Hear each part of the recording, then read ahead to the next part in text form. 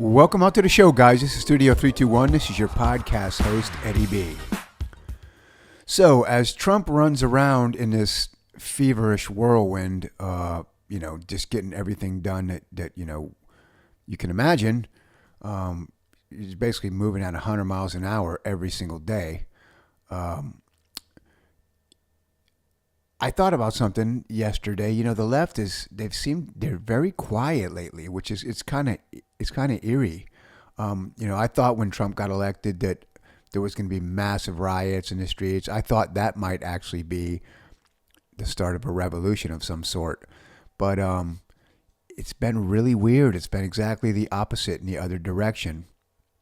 There's been little protests here and there, and the news channels are, doing their regular stuff. But even the news channels, it hasn't been nearly as much.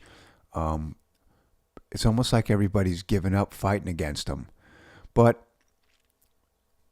I was really thinking about it. I was also listening to Tim Pool and the guys talk yesterday. I think that the actual left. You have the Democratic Party. You got your regular old school Democrats, which I think there's actually more of them than we thought. I think the left of that party is actually a lot smaller percentage than we thought. And if you're going to put a number on it, I'd say maybe 70% regular Democrats, 30% lefties.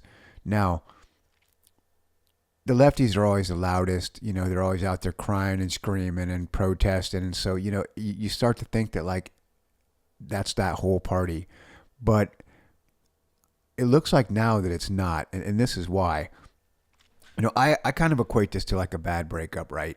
You've got the lefties driving a narrative, and then you've got the regular Democrats. Well, have you ever been in a relationship where, like, you dated for 6 months and then things started getting tense and it started going worse, and but you didn't want to give up because you're a fighter and you want to stick it out, but things keep going worse and worse, and finally you break up, and then you're at home having your cry fest where you're eating Cheetos sitting on the couch, and then you look in the mirror and all of a sudden you just start laughing and you snap out of it because you realize you never really liked that person that much in the first place, and you probably never should have gotten that relationship. And then you look back and you don't even realize how you got in that relationship. Well, that's what I think is just happening in the Democratic Party. I think it's been a breakup between the two halves. And I'll tell you the truth. I think your old school, normal, down the line Democrats are relieved about this. They couldn't admit that they don't like Trump, and they couldn't admit to themselves that he would do a better job because of the fact they didn't like him. And then you had the lefties out there screaming every day about how bad he is and he's Hitler and all this, this phony stuff. And I think, it kind of got them all in this weird trance, and then it just went on and on and on and on, and then boom, here comes the breakup. Trump wins. And I bet they wouldn't admit this, but I really feel like there's a large percentage of Democrats out there right now that are actually relieved that Trump won.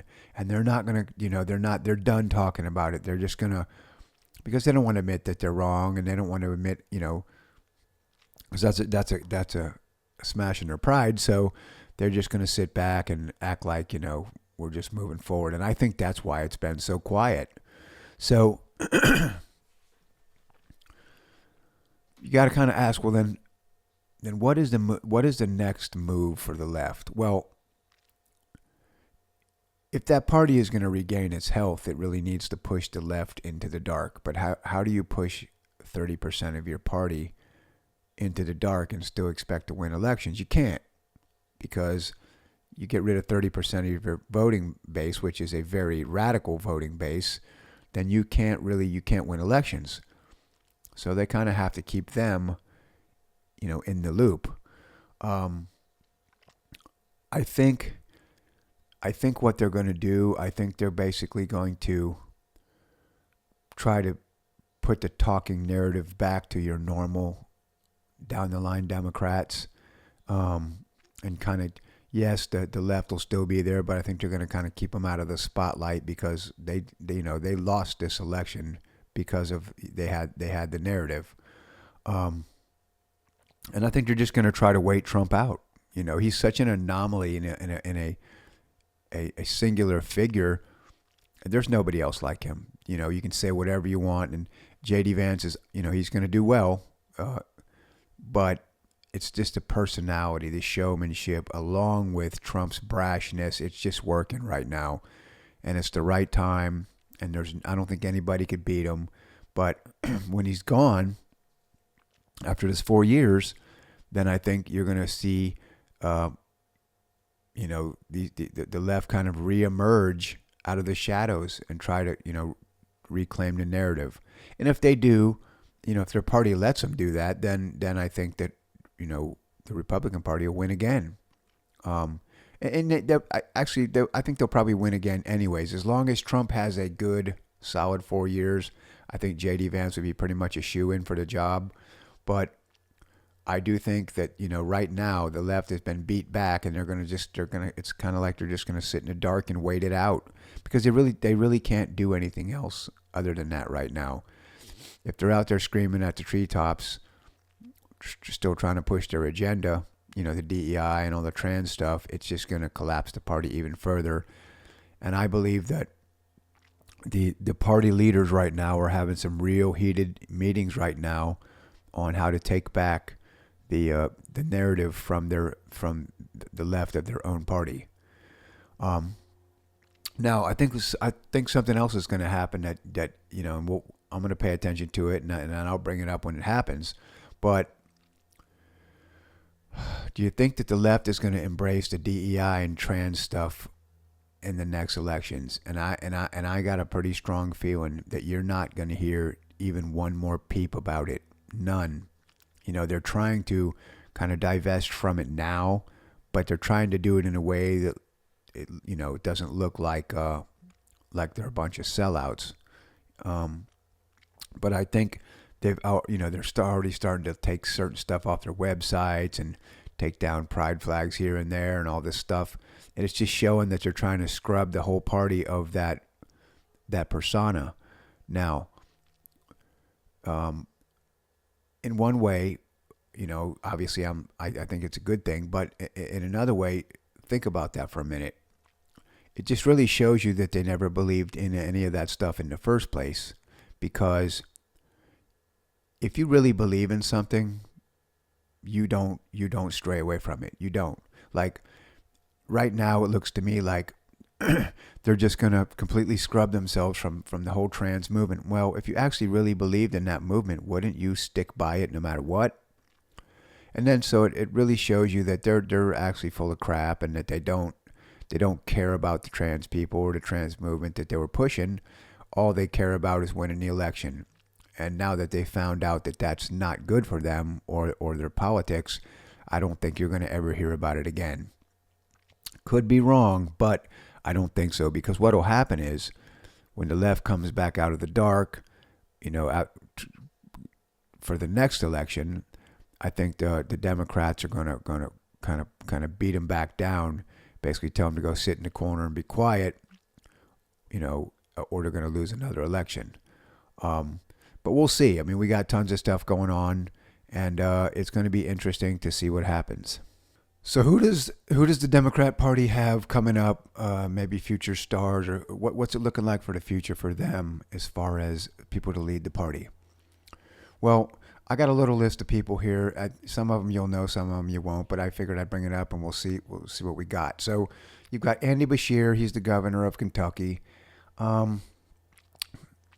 I just think he's too much of a straight line white guy. He's not really well known. I wouldn't say he's a rising star, because that party needs they like to be starstruck by people. More of like a love relationship than an actual qualification. So I don't think he's got any shot at it. Pete Buttigieg, Mayor Pete. I mean, he, come on. I don't think anybody really respected the guy. I mean, he was in the cabinet for Joe Biden, but he didn't really make any good waves in any direction. So I don't think he has much of a chance. You got Wes Moore. He's the Maryland governor. Um, Again, I don't know his state really well, but you don't hear much about him. He doesn't have a lot of political following, so I don't see that being a viable option for them. Chris Murphy is a senator from Connecticut, kind of the same thing. Like nobody really knows who he is, and he's not rising above the fray. So then, of course, you have Gavin Newsom, which I think he's basically destroyed his own career with the whole fire thing and the whole response to that in California, because the Republicans are going to use that to bury him if he runs in 4 years. They're going to bury him with that, and it will bury him. AOC, come on, everybody knows she's a dodo. I mean, she fights for her district and does all that stuff, but she's not president material for sure. The one guy that I would say, I would think would be the next guy for the Democrats would be Josh Shapiro. He's the governor of Pennsylvania. Very well spoken. Now, however, I believe he's Jewish, and I don't know how that's going to work out in the party, with all the factions they're always trying to hold together. I think that's why they didn't run him against Kamala this time in a primary, because they didn't want to put up a Jewish person, because, again, you got to keep the Muslims in the party and all that stuff, and it just causes problems. Lastly, Raphael Warnock, he's a nutcase. Everybody knows that if you listen to him down here in Georgia. And, so I don't know what they're going to do. I'm sure somebody's going to pop up over the next 4 years. Again, my suspicion, I'm thinking Josh Shapiro from Pennsylvania, because he's a pretty slick politician. I've heard him speak before. But, we'll see. We got 4 years. Maybe something else will happen and somebody will pop out. But right now, I don't see a viable candidate to put up,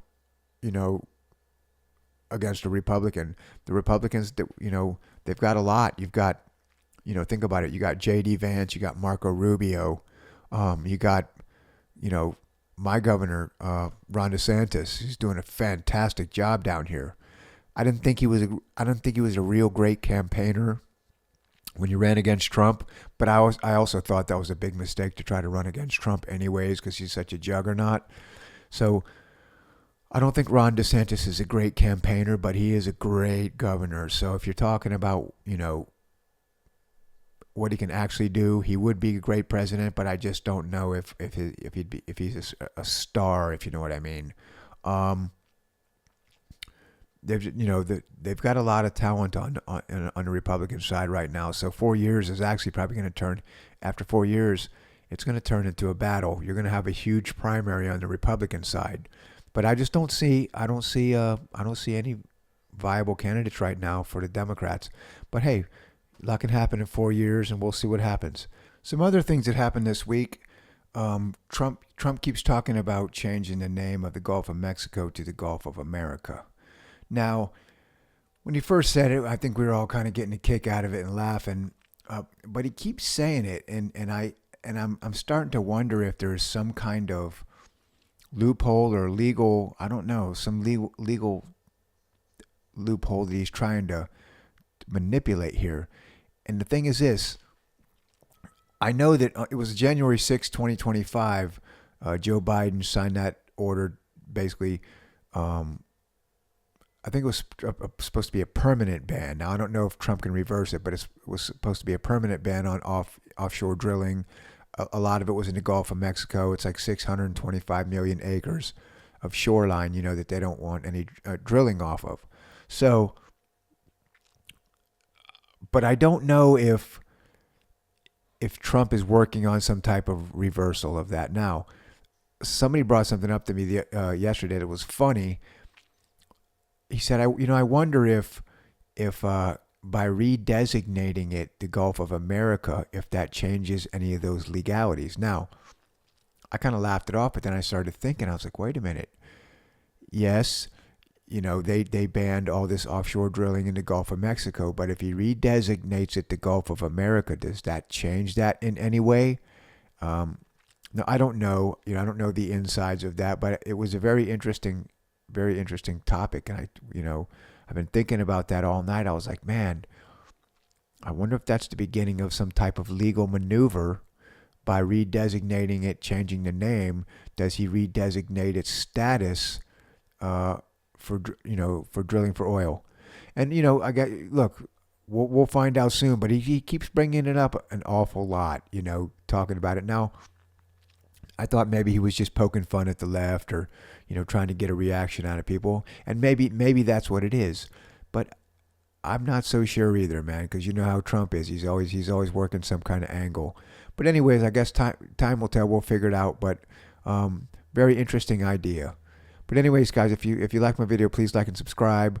This is Studio 321. This is your podcast host, Eddie B. Shoot me some comments over. If you don't scream at me, I won't scream at you. You guys have a good day and stay safe. Thanks.